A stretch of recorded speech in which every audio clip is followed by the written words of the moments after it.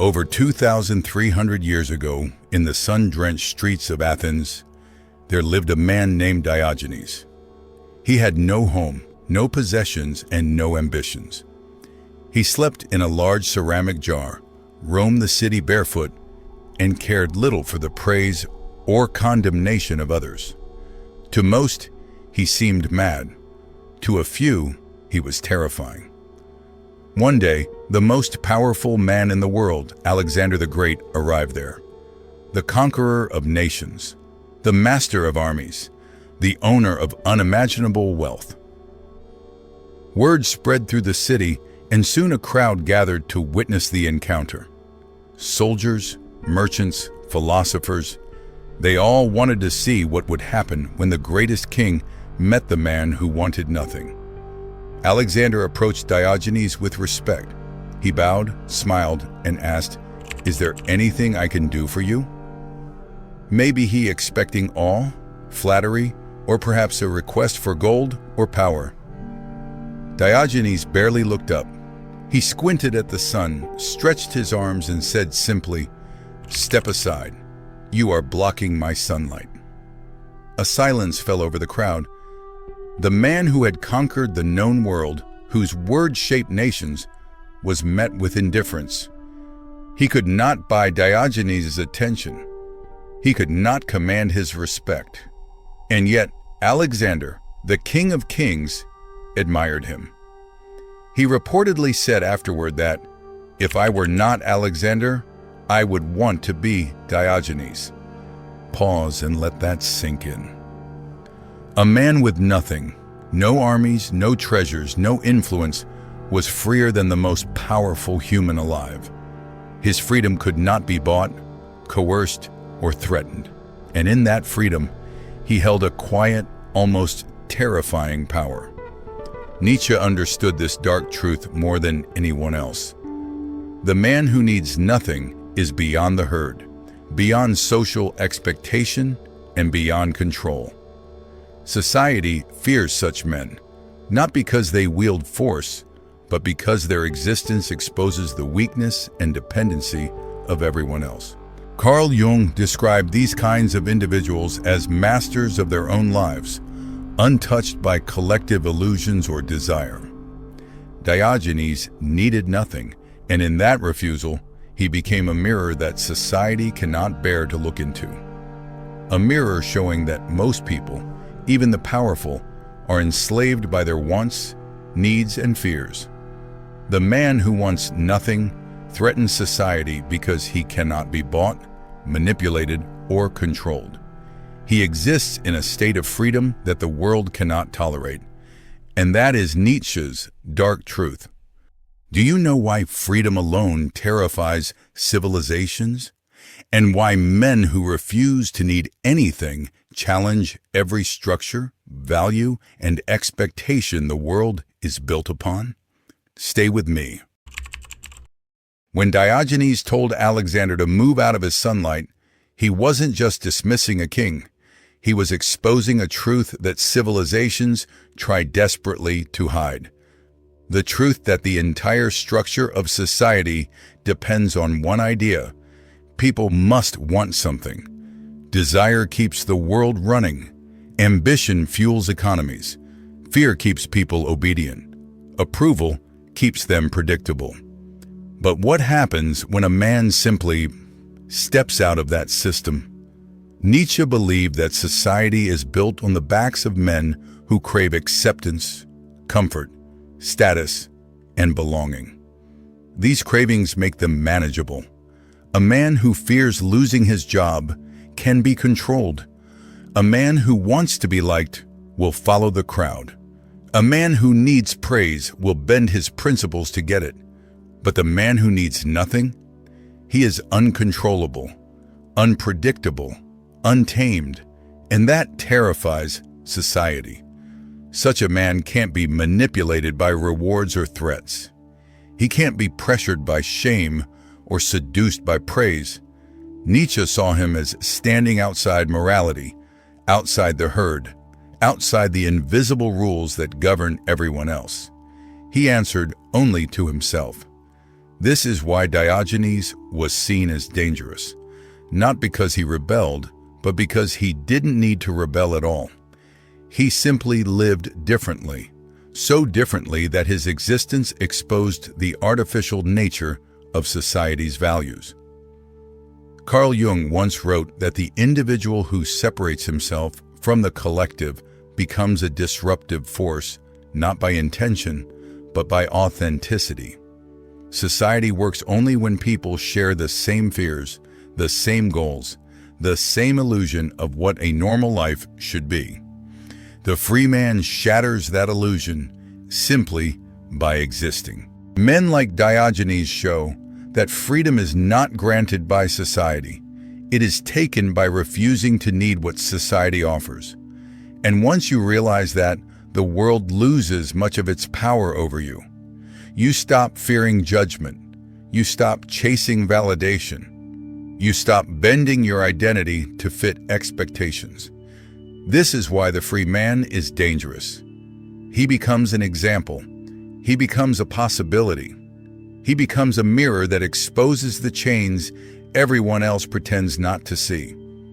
People resent him because he reveals their own dependence. Leaders fear him because he cannot be recruited, bought, or controlled. Even ordinary citizens feel threatened because his existence asks a painful question. If he can live without the world, why can't you? Nietzsche's dark truth is that society is not built for free men. It is built for compliant ones. And the man who needs nothing does not fit into this structure. He cannot be categorized, domesticated, or neatly placed into a role. Let me tell you what happens when a man tries to free himself from these invisible chains, why most people fail, and why the journey toward absolute independence is the most frightening and powerful path a man can walk into. Most men believe they are free. They wake up, make choices, pursue goals, chase success, and assume all of this comes from their own will. But Nietzsche warned, most choices people make are not truly theirs. They come from the silent pressure of society, the expectations of others, and the fear of stepping outside the herd. These invisible chains don't rattle. They don't hurt. They feel normal. That's why they work. You follow the path others follow, not because it's right for you, but because it feels safer than the unknown. You pursue validation because being liked feels easier than being real. You chase money not because it fulfills you, but because society told you wealth equals worth. And the most dangerous part? You don't notice the moment your life stops belonging to you. Jung called this the false self, a mask men wear to fit in, to be accepted, to avoid conflict. A man adapts to what the world rewards, even if it means abandoning who he truly is.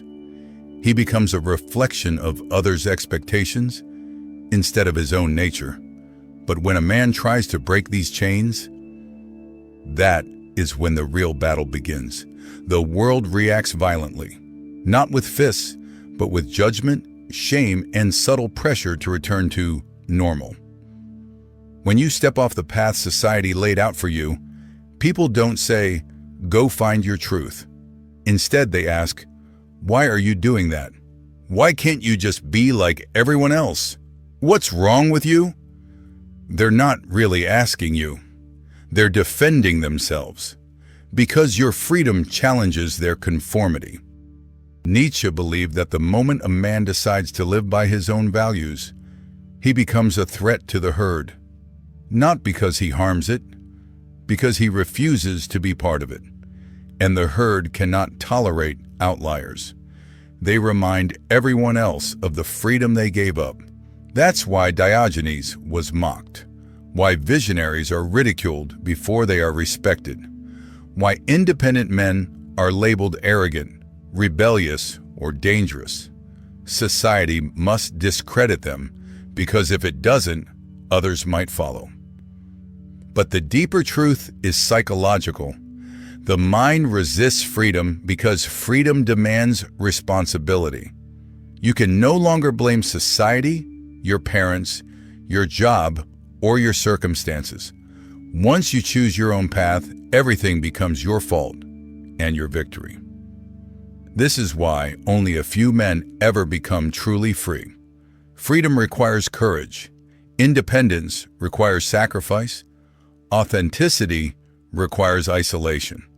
But Jung insisted that a man cannot become whole until he confronts these chains and breaks them, not to rebel, but to reclaim what was his all along, his own mind. The man who needs nothing wasn't born that way. He became that way by confronting every lie he inherited, every expectation placed upon him, every fear drilled into him. And the moment he freed himself, society lost its power. Let's see the psychological transformation that happens once a man begins to detach from external validation, and how this shift turns him into someone society both envies and fears. When a man begins to detach from external validation, something subtle but profound starts to happen. It's not loud, it's not dramatic. It doesn't come with fireworks, applause, or recognition. It happens quietly, internally, almost invisibly. And that is exactly why it is so powerful. At first, the change feels uncomfortable. You're stepping into a world where approval no longer guides your decisions. You stop asking, "Will people like this?" and start asking, "Is this true for me?" This shift threatens one of society's most sacred rules: fit in or be punished. But once a man crosses that psychological threshold, he begins to evolve into someone society cannot predict or control. Nietzsche saw this evolution as the birth of the higher man, someone who transcends the values he was taught and creates his own. Not recklessly, not rebelliously, but consciously. He stops measuring himself by the standards around him and begins to shape a life aligned with his inner truth. At this stage, something fascinating happens. You lose the fear of being misunderstood. You lose the fear of being alone. You lose the fear of disappointing others.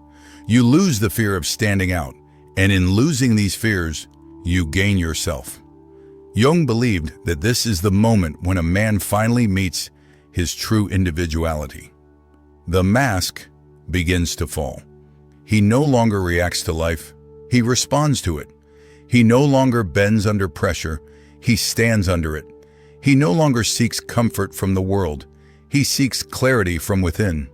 And people notice. Friends, family, coworkers, they sense the shift. You're calmer but stronger, softer in your expression but sharper in your conviction. You don't argue, you don't compete, you don't chase. Your silence becomes louder than their opinions. Your presence becomes heavier than their expectations. This is when society begins to quietly resent you. Not because you're dangerous, but because you're free. And freedom, when seen up close, exposes the captivity of others. Here is the irony.